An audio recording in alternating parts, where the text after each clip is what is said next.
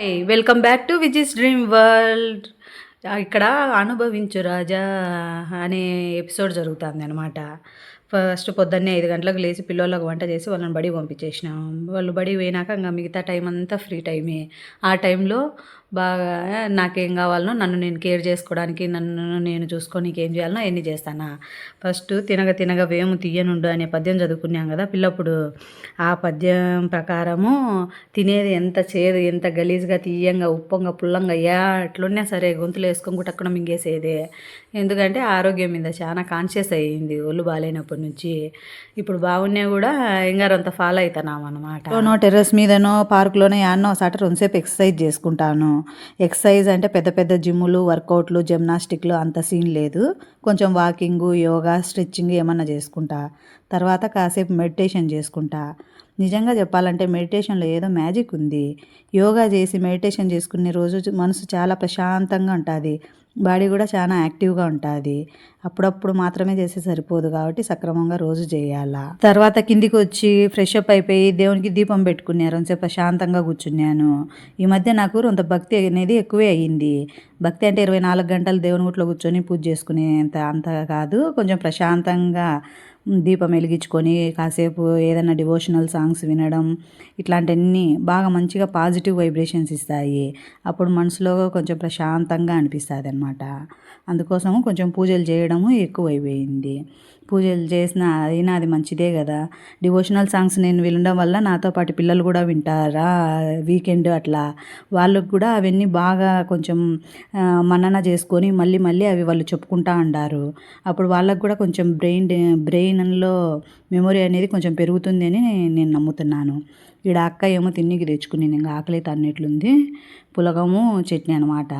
పులగం చట్నీ ఎంతమందికి తెలుసు మీకు? పులగం చట్నీ రాయలసీమ వాళ్ళందరికీ తెలుసు. పులగం చట్నీలో కార్బోహైడ్రేట్లు ఉండాయి, ప్రోటీన్ ఉంది. ఇంక ఫైబర్ లేదని పక్కన క్యారెట్ పెట్టుకొని తింటానా.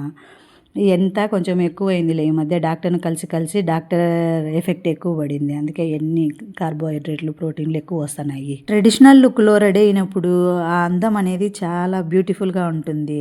దాన్ని ఇంకా వేరే ఏ డ్రెస్సు బీట్ చేయలేదు. మా చిన్నప్పుడైతే భరతనాట్యం ఇట్లాంటి అందమైన కాస్ట్యూమ్స్ గానీ, జ్యువెలరీస్ గానీ అవి అన్నీ మాకు తెలీదు. ఇప్పుడు పిల్లలు భరతనాట్యం నేర్చుకుంటూ అందంగా బాగా ట్రెడిషనల్‌గా డ్రెస్ ఏసుకుంటా ఉంటే చాలా హ్యాపీగా అనిపిస్తది.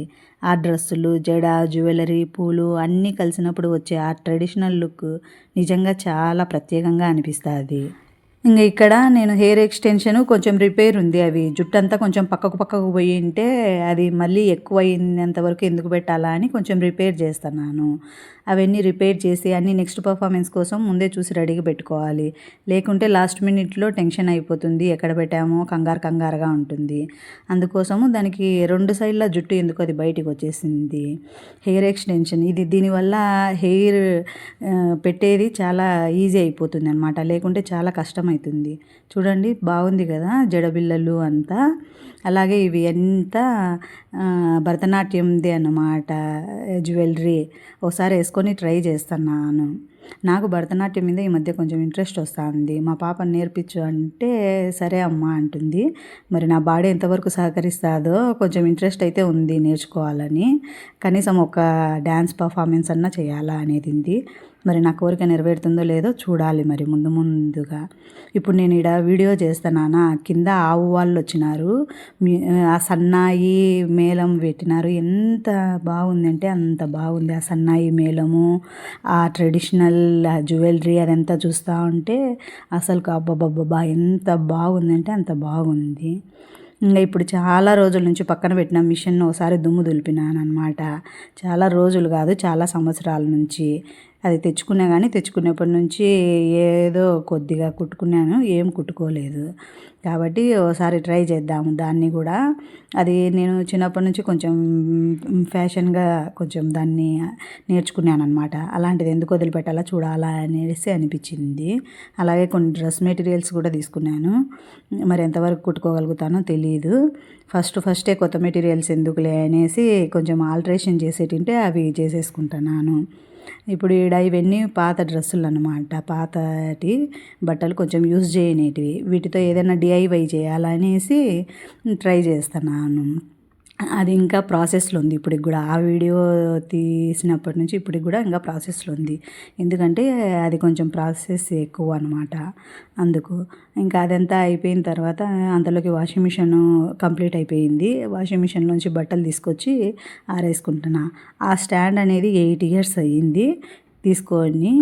అది ఇంకా పొట్టు పొట్టు రాలుతుంది. మరి ఎన్నాళ్ళు వస్తుందో చూడాలా. ఇంకా అది ఇరిగిపోయిందంటే మళ్ళీ కొత్తది. ఏ వస్తువే కానీ పూర్తిగా వాడి అరిగి ఇరిగిపోయేంత వరకు దాన్ని పక్కన పడేయను అనమాట. అనవసరంగా డబ్బులు వేస్ట్ చేయను.